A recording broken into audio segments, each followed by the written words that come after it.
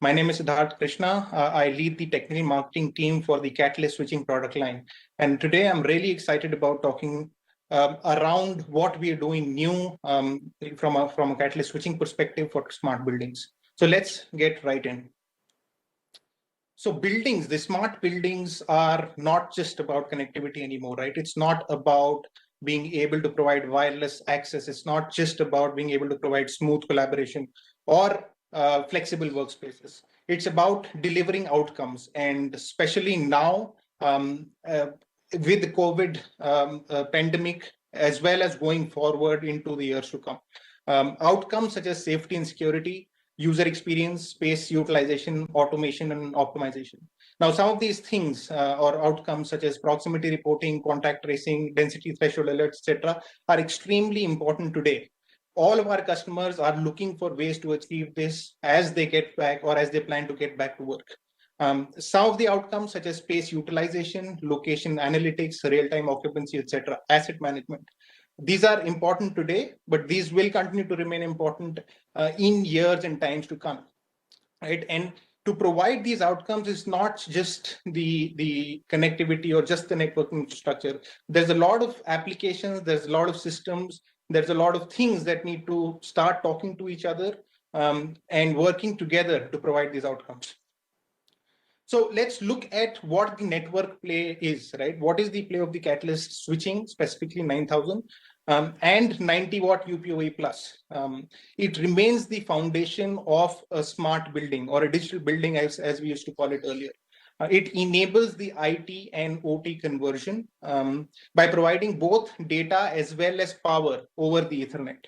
And the latest addition to this is the Cisco UPOE plus or 802.3 BTE 90 watt power over Ethernet capabilities. Now, a lot of our customers want to know, what do I require 90 watts for? So I wanted to go through some of the use cases that we've seen, right? The first is the endpoints themselves are getting more intelligent and more power hungry, and they're getting bigger. So you've got larger PoE displays, you've got ultra HD IP cameras, HVACs, larger systems, etc., that require more higher power levels, more than 60 watts of power. There's also USB-C dongles that are coming into the market, which provide PoE conversion to regular USB-C data charging for laptops and MacBooks, etc. So with that, you could technically charge a MacBook from 0 to 100% using power over Ethernet single port within 2 hours. Then you've got a more traditional use case, but of smart desks or UPOE plus pass-through, where you can get power and then pass it on a desk and pass it over to multiple devices such as IP phones, pads, and other things. Right now, with more power coming from the port, you can also provide that much more power to power up more endpoints. And then the one that is really picking up is the capability of daisy chaining PoE powered LED lights, right? So from powering one light per switch port, you can now power up to 2, 3, 4 lights in a daisy chain per switch port. And the lighting vendors today are allowing you to do that. So a quick brief look at what is new with 802.3 BT, right? We've been doing PoE for a while. We did PoE plus. Cisco did Cisco UPOE, which was 60 watts of power. And now we have the standardized version, which is 802.3 BT. Primary difference is that you're basically using all 4 pairs in the copper wire to transmit power compared to earlier where you were only using 2 pairs of the wire. Right? We used to do this with Cisco UPOE, but it was an implementation which was a mix of a hardware negotiation and then LLDP on top of it. LLDP on top of it. Now it's with 802.3 BT, it's all hardware negotiation. If you're aware of 2 event classification, you can consider this to be something like 5 event classification that's happening. So in summary, BT enables delivery of up to 90 watts of power. It introduces 4 new classes for the power devices or the endpoints, class 5, 6, 7, and 8. And it introduces consequently 2 new types, which is type 3 and type 4 for up to 60 watts and up to 90 watts respectively. It also supports power demotion by the standard. So it can handle cases where the IoT endpoint that is connecting is of, say, type 4, but the PSC, which is the switch, is a type 3. It can gracefully demote the power in this kind of situation. So from there, now I want to talk about what is there from a catalyst switching offer perspective, right? Where are we in terms of enabling 90-watt deployments in the field, in the customers? So we've got a 90-watt portfolio. We have 9300 versions, which is the fixed access versions of 24/48H. These are 48 port, 90 watt on each port, 1 gig switches. We've also very recently introduced a 1900 watt AC power supply, which not only provides more PoE budget, but also provides almost double the amount of resiliency that you get for the already existing endpoints onto these switches, right? For a stack of 8 switches, you can go up to 256 90-watt ports together simultaneously. That's a lot of power coming out of one stack of access switches. On the 9400 side, which is our modular offering, we can go up to 260 watts of 260 ports of 90 watts simultaneously. We have a line card which has been shipping for a while, which is a 1 gig 90 watt 48 port line card. And we're introducing now, and this is going to start shipping from next month, a new line card which is doing 90 watt on each port, as well as providing M gig up to 5 gig speeds on each of the ports on that particular line card. This for high dense Wi-Fi 6 N gig deployments, and possibly can be used by IoT connectivity use cases where the bandwidth requirements are higher than usual. We also have the 60 watt offering. This has already been there in the market. These are all the product lines that have a U in their model. These are for UPOE plus historically, but what we've done along the way is we've also given an option to upgrade the software/firmware from 16.12.1 and given a CLI where you can convert it to now function as completely 802.3 BT compliant, because with BT you also get type 3 that we discussed earlier, and type 3 is for 60 watts. Besides this, we've had perpetual PoE, fast PoE, configurable port priorities, etc., and Cisco stack power, which remains a differentiator. And all of these features are very important in this space, in this area of smart buildings. So looking at the overall solution, we've discussed it in kind of pieces right now. But if you look at what Catalyst 9000 provides in terms of connect, secure, and automate, right? On the connect side, I discussed it. You're getting multi-gigabit connectivity in terms of the ports. You're getting 90 watts from each port. You're also getting application hosting capabilities where you can host cloud agents to glean the events related or streaming telemetry related data from the IoT edge and pass it over to the cloud, to the control rooms, control systems, to realize use cases such as occupancy sensing, energy efficiency, etc. We'll look at more details on this. I have some exciting content to cover over here. The second is secure. We've been doing security features, port security, .1x, MAB, etc. But we've gone beyond that to provide MUD, manufacturer usage descriptions, which is very which a lot of these IoT vendors are starting to embrace. And now very recently, we've also started off shipping what we call it as AI endpoint analytics. So this is basically capability where on the fly, using the SDAVC or the NBAR2 functionality on the switches, for the IoT endpoints, they can be, the traffic from them can be gleaned and bucketized automatically based on, custom, on auto-defined as well as custom-defined templates on the DNAC. So you're able to instantly detect whether it is a light or is it a sensor and from which make that sensor is, and then provide that context to ICE to auto provision policies when as soon as these IoT endpoints are connecting in. So very, very interesting and very fascinating feature. I'm sure there's going to be a lot of coverage here in Cisco Live and beyond that on this to get more details. And the third one is automate, where we brought in very focused PoE assurance capabilities, right? So here we brought in widgets and capability on the DNS center, which will tell you how the POE network is being utilized, what are the remaining budgets, what kind of clients, etc. do you have, and what are they actually doing at that point. So I will want to jump into a quick demo on the POE assurance, and let's see what that exactly is and how it works. So this is a DNAC. We go to the assurance, we go to the the health dashboards. Over here, we as you would normally, you would go to the network dashboard and then scroll down. What we've done is in this place, we've added 4 widgets, very focused widgets: POE operation state data, POE power device distribution, POE insights, load distribution, etc. So I'll go through this in a little bit more detail. Let's take the operational state. This gives a detail on all the POE endpoints that you have and what is the kind of state, operational state that they have. Are they okay? Are they off? Are they faulty? Are they getting some power denied error or error disabled error? Here we're looking at all the devices that are working fine. It gives you the information, the switch, the ports, and how much power each of these devices are allocated. Now let's look at a faulty case where power is being denied. So we can go and see that on this particular port of this switch, there is an error happening where we are not able to allow power to that particular port. We'll get back and see on how to troubleshoot that further.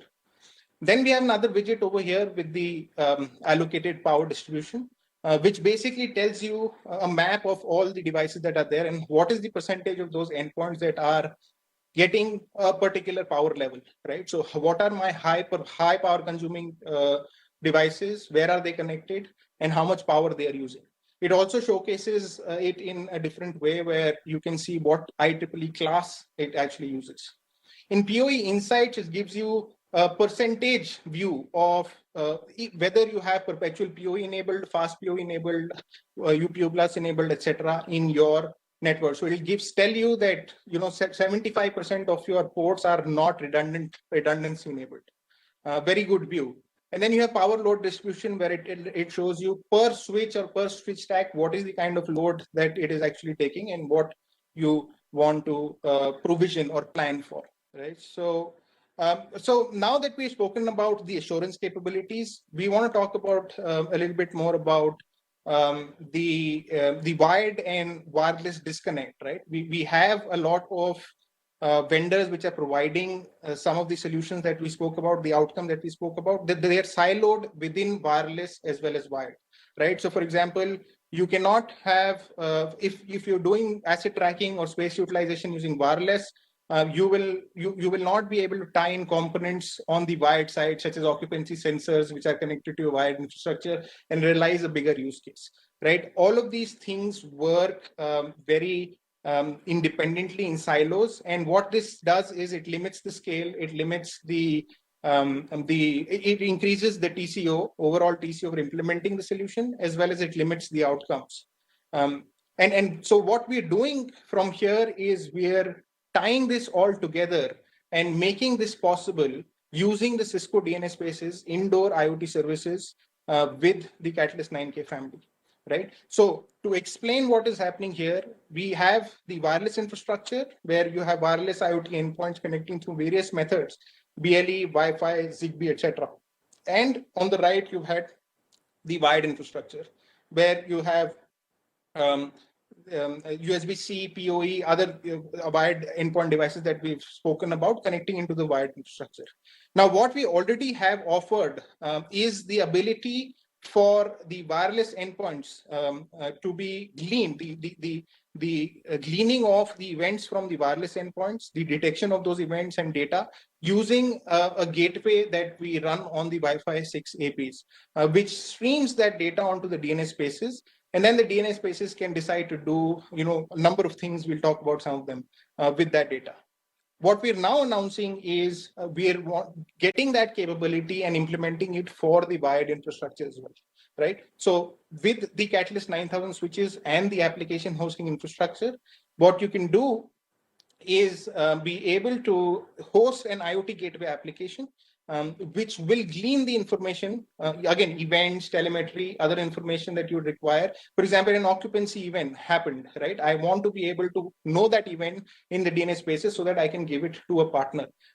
which from there a partner can utilize that, combine it with other information that it has from the wireless world, and give you a solid end-to-end use case. So once the information is there in the DNS spaces, that can be provided to enterprise systems using APIs, as well as partner ecosystems using the Firehose API. So over here, I have a demo of something that we were talking about. I'm going to just pause this in between so that you get the point. On the right side, we have there is a light, there is a couple of lights, and a sensor that we've connected to a Catalyst 9000. And on the left side is a video of basically a robot that we have in the lab, right? And what we're going to do is we're going to move that robot close to that sensor and the light, and you'll see it turn on, right? So I'm going to just quickly play this and pause it at so this is a robot, and we are going to move the robot inside over here. What we also have is this particular a partner application where when the movement comes up, it should be displayed over here. So this is where the DNS Spaces is sending the information using the Firehose API, and we are going to make a runtime use of that information, right? So let me get back. I'm going to forward it, and I'm going to show that we are moving on the left side, we are moving the robot close. You can see on the right side that the robot is coming in closer, right? And once the robot comes in closer into the room on the right side, it detects it and it switches on the light, right? So it switches on the light, and now what happens is in the background, the events are being dynamically generated, gleaned by the IoT gateway, which is running on the Catalyst 9K at the edge and being sent to the DNS Spaces. And the DNS Spaces then sends that to the partner application over here, which is the maze map application, visualization application, and that changes it to show it as occupied, at instantaneously. So this is a wired only demo, but the overall point is that you can use this same technology and couple with attributes coming from the wired side to realize more and more advanced use cases and make buildings smarter. Siddharth, I'm actually, so I do a lot of work in IoT and a lot of thinking about IoT, and in a previous life I worked as an electrician, so I can't help but kind of think about the way all this comes together. When I think about organizations installing, for example, lighting, the reason they do that is efficiency. But as soon as you power that with a switch right over PoE, you're losing a whole lot of efficiency there because of the inherent losses built into the power supply and in PoE as it's going across the line. Of course, that switch is backed up by UPS, which is also inefficient. What we end up doing is we end up basically annihilating all of the efficiency that kind of came along with that LED light. Okay. And so the only quote unquote power savings that we have then at that point is whatever we may scavenge from from motion detectors and things along those lines. But there's plenty of other ways of doing that. Mm-hmm. So what I guess I'm trying to understand is where is the cost savings here when I consider not only the fact that I'm not going to be really saving any energy to speak of, but I'm also going to be paying, honestly, a lot of money for switch ports and licensing and everything else that gets built into that. So, yeah, I mean, good question. There have been, and we have studies as well in terms of why customers are using this, right? So, like from what I can say, there is, if you consider a lot of cases where AC electricians need to come in, like from a scratch, right? When you're building a new building from a scratch, there is efficiency loss when using AC as well, right? Because at the end of the day, the endpoint requires DC. So you're either putting in a power adapter, or there is some way in which there is going to be loss over there as well. There are cases where the installation, because now for AC deployments, you require, higher paid personnel to come, because AC electricians also cost quite a bit, right? To your point, whether that justifies the cost or not, maybe, although we do, and we can talk about sharing some, some math around it, but maybe if it is at power for the installation or at par at the installation point, going forward, when you have control, when you can do a lot of things over IP network, etc., we see that when you're being able to realize these use cases on a longer run, your operational costs will reduce because you're able to get more control in because everything is connected over IP as well at the same time, which may not necessarily be the case if you're just deploying EC. I mean, that is a high level explanation of what we see. And based on this, we do see customers, embracing all of these. So we've recently we've been having, good wins and deployments around customers who are wanting to go through and deploy smart buildings. Maybe we can discuss a little bit more offline, and we can provide some reference to you as well. Yeah, I would love that. Thank you. Yeah. Thank you.